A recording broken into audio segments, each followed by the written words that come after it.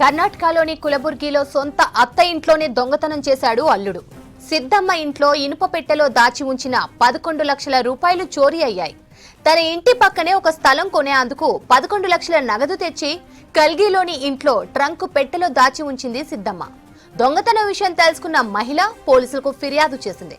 Case నమోదు చేసుకున్న పోలీసులు అనుమానితుడిని అదుపులోకి తీసుకుని విచారించారు. నిందితుడు మీనప్ప రేవన సిద్ధప్ప నుంచి 9 లక్షలు స్వాధీనం చేసుకున్నారు.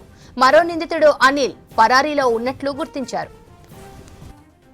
కర్ణాటకలోని కులబుర్గిలో సొంత అత్త ఇంట్లోనే దొంగతనం చేశాడు అల్లుడు.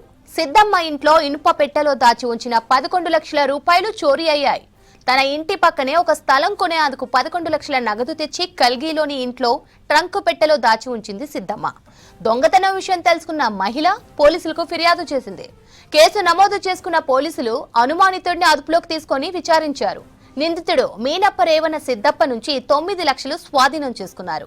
మరో నిందితుడు అనిల్ పరారీలో ఉన్నట్లు గుర్తించారు.